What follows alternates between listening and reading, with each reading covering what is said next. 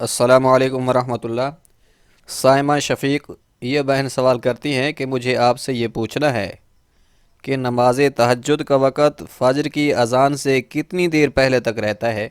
हम फ़जर की अज़ान से कितनी देर पहले तक नमाज तहज्जुद पढ़ सकते हैं, बराए मेहरबानी वज़ाहत कर दें।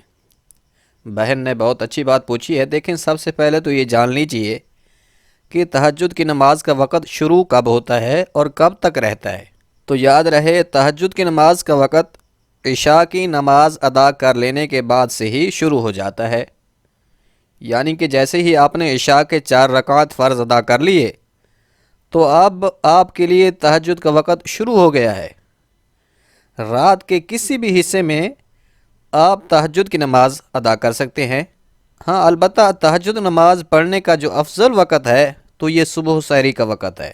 यानी जो सुबह सहरी का वक़्त होता है तो ये वक़्त नमाज तहज्जुद पढ़ने का सबसे अफजल है।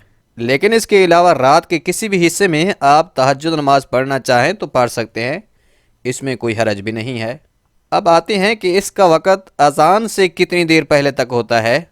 तो ये भी जहन में रहे कि ये वक़्त बदलता रहता है और फिर अज़ान जो है ये सुबह सादिक में होती है। अब बाज़ लोग ये समझते हैं कि जब तक अज़ान नहीं होगी तो तब तक हम नमाज तहज्जुद पढ़ सकते हैं। इस हवाले से याद रखिए कि अज़ान सुबह सादिक में होती है, जबकि नमाज तहज्जुद का वक़्त सुबह सादिक से पहले पहले तक होता है। यानी कि जब सहरी का वक़्त ख़त्म होता है तो उसके बाद फिर सुबह सादिक का वक़्त शुरू हो जाता है, जबकि अज़ान फ़ज्र भी सुबह सादिक में दी जाती है।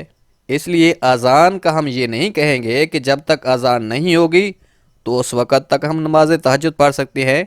तो इसको आप आसान और आम लफ्ज़ों में यूँ समझिए कि सहरी का वक़्त जैसे ही ख़त्म होगा तो उसी वक़्त तहज्जुद की नमाज का वक़्त भी ख़त्म हो जाएगा।